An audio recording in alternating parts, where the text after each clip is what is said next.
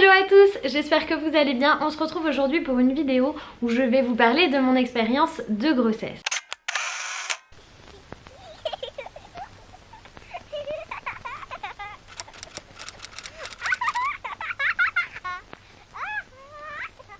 Tout d'abord, vous avez été nombreuses à me demander comment j'étais tombée enceinte, combien de temps ça avait pris et comment s'était passée ma grossesse. Aujourd'hui, nous réfléchissons très sérieusement à faire un deuxième enfant avec Loïs puisqu'elle aura déjà 3 ans. Du coup, je me suis dit que c'était le moment idéal de vous parler de ça. C'est vrai que je n'avais pas fait de vidéo sur le thème vraiment très précisément, du coup je vais vous expliquer tout ça. Alors voilà comment je suis tombée enceinte. Pour moi ça a été très simple. Nous n'avons pas de soucis d'infertilité dans la famille, que ce soit du côté de Loïs ou de mon côté à moi. Donc j'ai tout simplement mis fin à ma contraception. Concernant la contraception, il s'agit d'un choix très personnel. Je portais à ce moment-là un implant dans le bras juste ici. C'était mon deuxième implant, donc d'après les médecins j'avais quand même des risques de devoir patienter 6 mois à 1 an pour tomber enceinte.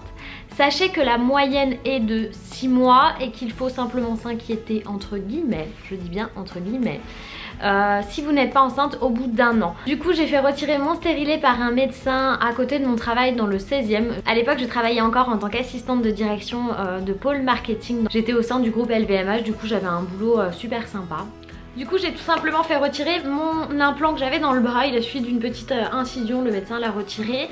Je lui ai demandé une écho parce que du coup j'étais assez stressée par rapport à tout ce qui se passait, tout ce dont on parlait, des problèmes de fertilité liés à l'utilisation des contraceptifs hormonaux, parce qu'il faut savoir que l'implant est un contraceptif hormonal. Il m'a simplement fait une toute petite échographie, il a regardé 2 secondes, il m'a dit non mais tout va bien, tout est en place. J'avais des antécédents déjà de kystes sur les ovaires, donc j'étais quand même pas hyper rassurée. De toute façon c'est toujours le cas pour une première grossesse. Il y a toujours beaucoup de choses qui peuvent nous inquiéter. Du coup je me suis dit on va laisser faire la nature. Loïs lui n'avait jamais eu d'enfant non plus. Donc on s'est dit on va laisser faire la nature, on va pas se mettre la pression et du coup en fait psychologiquement je vous raconte pas, vous décidez de faire un enfant, vous êtes là, dès que vous avez vos règles c'est fini quoi. Bon sachez que j'ai eu mes règles une fois et que je suis tombée enceinte juste ensuite. Il m'a fallu un cycle pour que mon corps se remette à fonctionner normalement et me permette de créer la vie.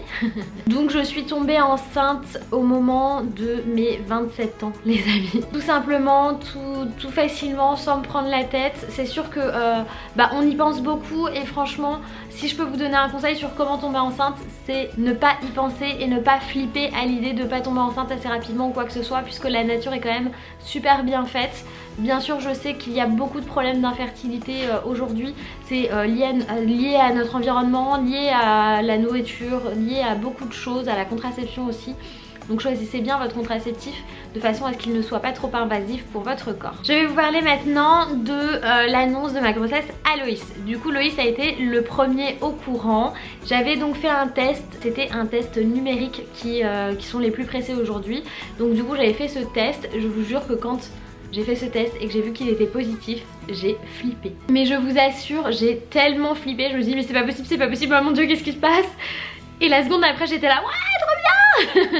Ça c'était les prémices des hormones de grossesse, sachant que j'étais persuadée d'avoir une gastro vu que c'était la saison de la gastro et que je vomissais tout le temps, mais j'avais que ça comme symptôme quoi, juste je vomissais.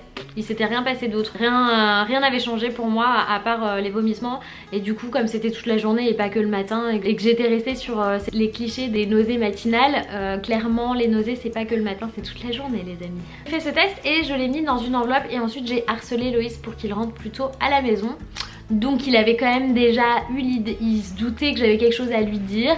Il est rentré, je lui ai annoncé et il était super heureux. Mais il y avait quand même des choses qu'il avait besoin lui d'assimiler avant. Je vais lui proposer de tourner lui une vidéo sur comment il a vécu cette annonce. Ce sera peut-être plus intéressant pour vous plutôt que vous donner mon sentiment, puisque moi à partir du moment où le test a été positif je suis devenue mère quoi. Clairement ça s'est passé comme ça. Ensuite ma grossesse a été une grossesse dite à risque puisque j'avais ce qu'on appelle un utérus contractile. Donc à 2 mois et demi de grossesse j'ai été arrêtée et alitée en fait. Après j'avais le droit à des petits déplacements, j'avais le droit de marcher au max 30 minutes dans la journée.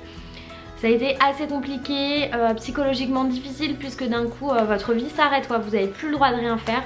C'est assez terrible et en plus vous vous dites mais mon dieu quoi, mon corps va pas garder mon enfant, c'est très difficile. Vraiment cette grossesse a été hyper angoissante. Surtout que arrivé à l'été, donc à 6-7 mois de grossesse, j'ai fait une échographie qui a détecté une déformation de la paroi utérine, donc du coup ça devenait encore plus dangereux et pour moi et pour le bébé, donc et pour Eliora. Donc je vous raconte pas l'angoisse jusqu'à la fin, là j'ai été complètement alitée jusqu'à la date du terme en gros. Et après par contre j'ai eu un accouchement de rêve. Je vous ferai une vidéo sur mon accouchement un peu plus tard. J'espère que cette vidéo vous a plu. N'hésitez pas à partager avec moi vos anecdotes de grossesse ou de découverte de vos grossesses en commentaire. Abonne-toi si tu n'es pas encore abonné et je vous fais plein de gros bisous. À dans une prochaine vidéo, bye bye.